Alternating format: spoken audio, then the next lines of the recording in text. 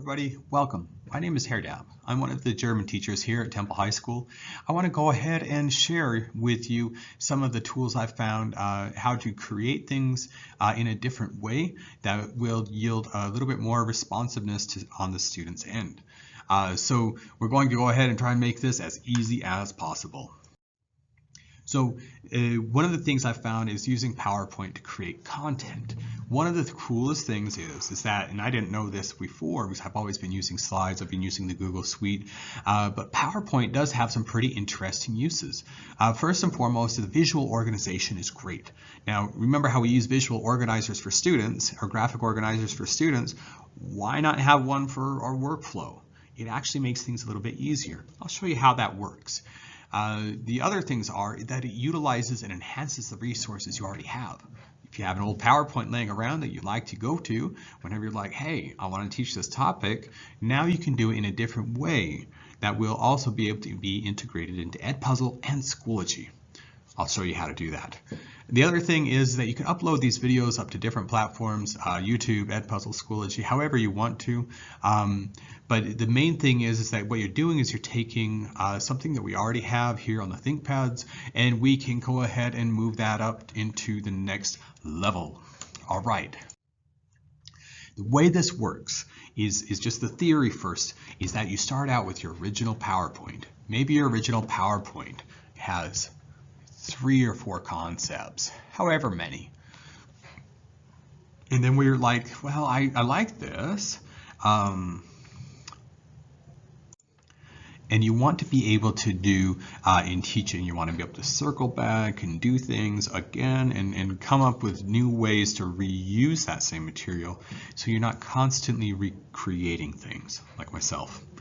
So the way this works is you take that original PowerPoint and you make a couple different versions. Now, if you notice the 3 different concepts that were in the original PowerPoint, okay, you have 3 concepts there. That's kind of a lot, okay? Well, you make a second version of that PowerPoint. All you do is you copy it, make a copy of it, and you take in that and you put like version 2 or something like that. And then you put a review of concept 1 and 2 in there. And that review can be something simple, have a couple short tasks, fill in the blank, free response, those types of questions. But make sure that it's in a way that the students are going to be able to read it on like an Edpuzzle or on a Schoology assessment. So then you also include in it a new material. Now that new material is going to be at the end or the beginning. However you want to structure your material, however your particular academia says you should put the information so the students are better able to accept the new material and review the old. Probably should be the other way around, but for purposes here today, it's just for visual purposes that we have this. Then you make a third PowerPoint, same thing, but what you're going to do is you're going to include concept 2 and 3. Now concept 2 and 3 are just those slides, so you're just going to make a copy of the original and then take out concept 1 but leave concept 2 and concept 3 in there. And then you go ahead and add your material. And you can make as many of those as you need. Now, the reason I'm doing this, my particular topics lend themselves to that by allowing students to re-see and review that information that they had before. So we're going to show you how to do that here in a little bit, but we're going to have you think about this first. All right, guys, how's it going? Hair Dab here. I'm just going to go ahead and give you the basic mechanics on how to create a PowerPoint video. Now, recently, I don't know how recent, maybe a couple of years now, PowerPoint has upped their game, and creating a video from this is actually quite useful. So the way that we do this is first you take your PowerPoint and open it up. I have some interesting concepts here, different places for me to put in different types of questions in worksheets. Now, the way that I do this is I go to record slideshow. You click up here, and this is in the slideshow tab up at the top, and you can choose record from the current slide or from the beginning. So I'm going to choose record from the beginning. And by doing that on my second screen, you won't be able to see it here in the presentation. However, in my second screen, I have my presentation running. Now, the cool thing is that when we do this, see, oh, my camera works now. Wow, that's so great. Uh, so what we were doing here is we're kind of like in a little virtual video studio. And this allows you to do a couple of things. I find that sometimes the videos can be really boring and you see like the students when they're working out are like, oh, this is so much, and they fall asleep. But here's the thing, by having the setup like this, it allows you to kind of draw and attract the attention of the student to new things. And you do that in two ways, three ways. One, you put your face in it. Two, you give them a visual cue about where you are. And thirdly, of course, you can also give tasks in your video. And we'll talk about that more in a minute. But we're going to go over the actual mechanics of how to create these videos. Now, you notice up at the top, you see your basic functions here. And down at the bottom, you have a palette. Now, this palette has a highlighter, a drawing pen, and an eraser. Okay, so in case you make mistakes, but you can draw. Remember how I said you keep the student's attention? You can draw while you talk. And that's really super powerful. So it's just another way to do it. So what I'm going to do is I'm going to hit record. I'll show you what we can do with it and see what happens as we progress. So we go ahead and hit record. Hello, students. Guten Tag. I'll keep this one in English because it is a grammar presentation and this is for demonstration purposes. Today we're going to be talking about grammar. Sounds boring, but it's so totally cool. It is going to make the past tense awesome again. Okay, so what we're going to do, you notice I clicked over on the other side here. There's a little button, it's the advanced button. Okay, what that did is it's going to create a new video on this slide that's specific for this slide. Okay, that's going to be important. Okay, so what I might do on this particular slide is I say, okay, students, I'm going to go through the vocabulary and I'm going to tell you what those words are. And then I'm going to ask you what those words are and you're going to put them in your own words. Okay, so number one means to stay. Number two means to drive. Number three means to fall. Okay, once I go through that, then I might say, okay, what does number one? What is the translation of number one? What is the translation of number two? And what is the translation of number three? Now you notice I'm giving a visual cue for me. When I upload this video up into Edpuzzle, I'm going to look for my hand. And then I'm going to know that I need to put questions there. Okay? So it's just a little trick that kind of makes it so you can see that. But those questions, I'm going to say, what does the word mean that I'm referencing? And then you know how it's tough to come up with a bunch of questions all the time. What you do is you copy that entire question. What does that word mean in English, in your own words, and you reuse that same question. Okay. So that's one way to do it. Another thing to do as well is I might mention to them, hey guys, if you get stuck on any of these, if you forgot, you don't want to go back, you can use dict.cc, which is an online dictionary that helps my German students. So you can put extra instructions on there and help them be able to know where to go with their information. So we might go through a little bit further. Okay, there's some more words. Now this is putting them in the past. And so now I've got to tell them about the past. I might tell them a little this or that. The other thing is I might go over some more information here, put a few more questions here. And then, of course, here, you give them a task. Okay, guys, so what we're going to do, I might have on question one a fill in the blank exercise. And then what I'm going to have them do is use the words that I have provided and give them that fill in the blank. Say, okay, what is number one? What is number two? What is number three? Now, again, by putting those numbers up, you're giving yourself a visual cue when you create these so that you know that there needs to be a question there. I don't recommend like a drill and kill approach to whatever task it is for whatever your content is, but I do recommend holding your fingers up there so that the students know. Maybe if you even tell them, look, guys, there's going to be 5 questions. I want you to answer them. But you also put the information up there so that you can kind of give them an idea of what it is they're going to be able to do. What are their tools for this? You can use a word bank. You can use a worksheet, whatever. But so that's how we do that. Let's see. I think that is the last slide. So once you click all the way to the end, your slideshow ends and you just click on that big black box. And now what you'll notice is that each of these videos has a picture of me down in the corner.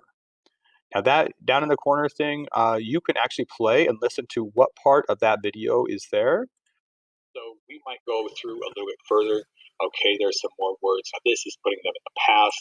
So now if you notice too, the quality of the thumbnail itself isn't particularly amazing, but this is, in my opinion, you notice it sharpens up there. Go over some more information here, a few more questions here.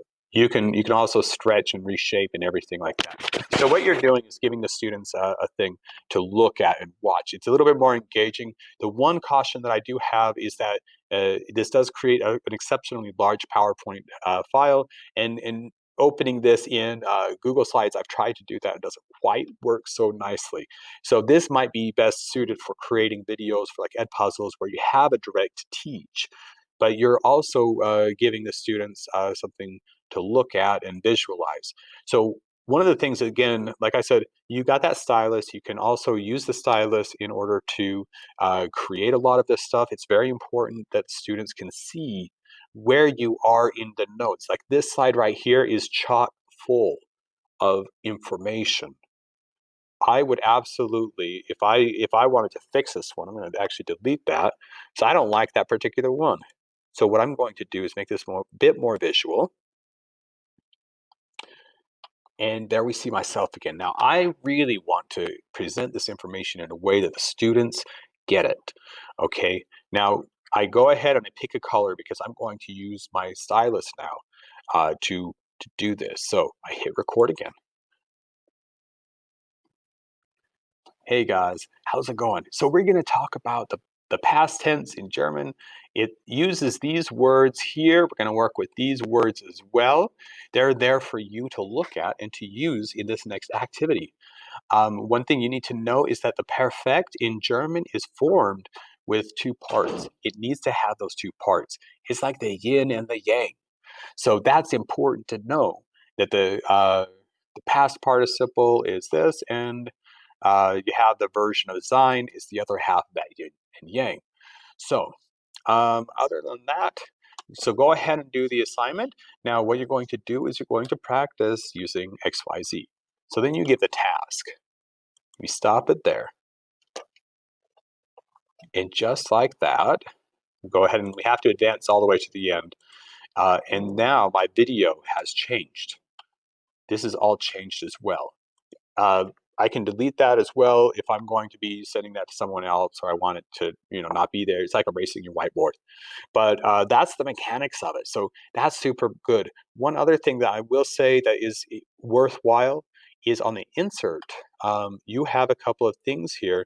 You can insert certain shapes down here, and these are not huge, but these action buttons. If you want to, you can click on this action button, and what it does is it gives you a chance to either play a sound or something like that, or you can have it actually open up other types of audio files as well, which I think is really cool. When you're in the present mode and you start clicking on that, then that's what you get to hear.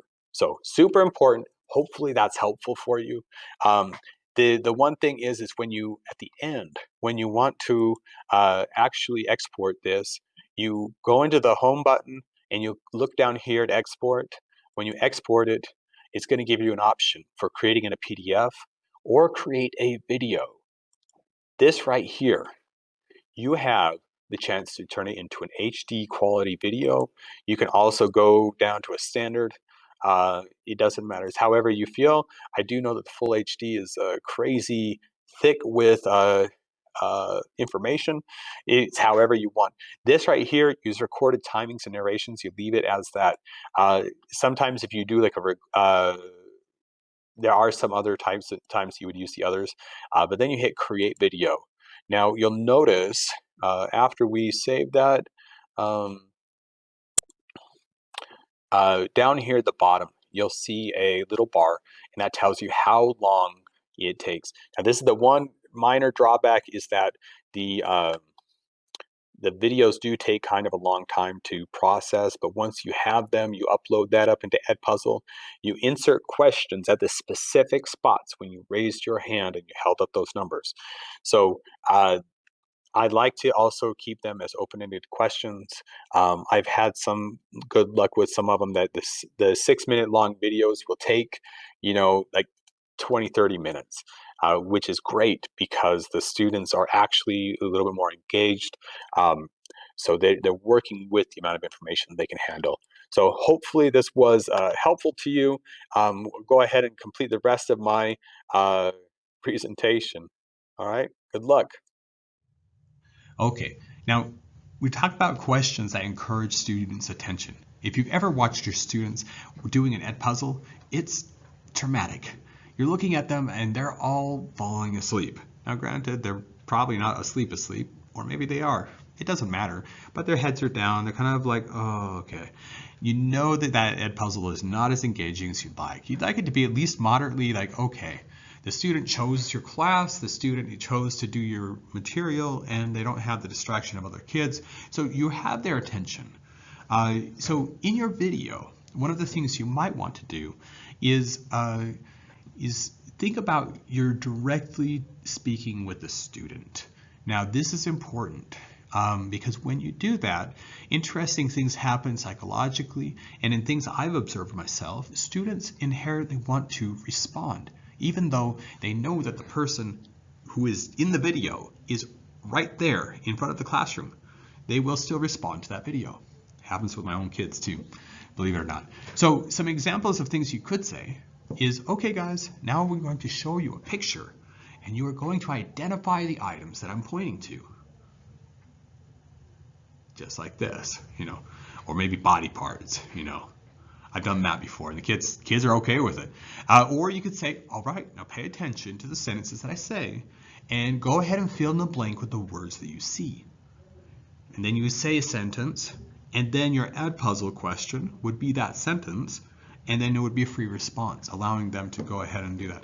The other thing you could say is, so I'm going to say this list of vocabulary. I'm going to tell you what the definitions are, and then I will go through them again, and I want you to write those definitions in your own words.